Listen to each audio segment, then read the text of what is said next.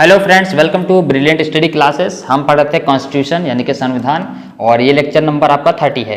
इस लेक्चर में आज हम पढ़ने वाले हैं गवर्नमेंट ऑफ इंडिया एक्ट 1935 को डिस्कस करने वाले हैं कि ये गवर्नमेंट ऑफ इंडिया एक्ट 1935 क्यों लाया गया था, इसके बारे में डिस्कस करेंगे। तो चलिए स्टार्ट करते हैं क्लास को। ग्रोइंग डिमांड फॉर कॉन्स्टिट्यूशन, यानी कि गवर्नमेंट ऑफ इंडिया एक्ट 1935 से पहले डिमांड हो रही थी कि कॉन्स्टिट्यूशन बनना चाहिए। ठीक है, तो ग्रोइंग डिमांड थी, वहाँ पर ग्रो कर रहा था कि हाँ अब कॉन्स्टिट्यूशन बनना चाहिए। सब लोग डिस्कस कर रहे थे, बातें कर रहे थे। पास्ड बाय ब्रिटिश इन 1935, यानी कि गवर्नमेंट ऑफ इंडिया एक्ट को 1935 में ब्रिटिश पार्लियामेंट ने पास कर दिया था।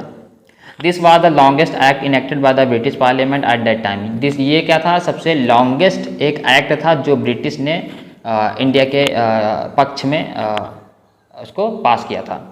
This act was divided in two part, government of India act 1935, government of Burma act 1935। यानी कि इस एक्ट के बाद इसको दो में डिवाइड किया गया था, गवर्नमेंट ऑफ इंडिया एक्ट 1935 और government of Burma act 1935। Burma को यहाँ से इंडिया से अलग किया गया था, separation of Burma from India ना, इसमें था।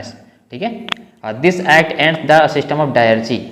डायरची का जो सिस्टम होता था इस एक्ट के आने के बाद वो खत्म हो गया था। ठीक है, अब डायरची का क्या मतलब होता है, अब डायरची को समझ लेते हैं। जैसे कि फॉर एग्जांपल जैसे कि पहले नवाब लोग होते थे। ठीक है, जैसे कोई एरिया है, जैसे मान लो तो यहाँ पर लखनऊ है, तो लखनऊ के जो नवाब होते थे तो यहाँ की जो एरिया होती है यानी कि जनता से कर वसूल कर सकते हैं, यानी टैक्स वसूलते थे। ठीक है, कलेक्ट टैक्सेस कलेक्ट करते थे। ठीक है, सभी अपने अपने एरिया के जो नवाब होते थे, राजा होते थे ना, जो ब्रिटिश गवर्नमेंट के अंडर काम करते थे, यानी कि ईस्ट इंडिया कंपनी के अंडर काम करते थे और सभी से टैक्स कलेक्ट करते थे। ठीक है, तो इसे बोलते हैं डायरची सिस्टम। ठीक है, तो इस एक्ट के आने के बाद डायरची सिस्टम खत्म हो गया था। ठीक है, अब आगे बढ़ते हैं, इसके फीचर की बात करते हैं।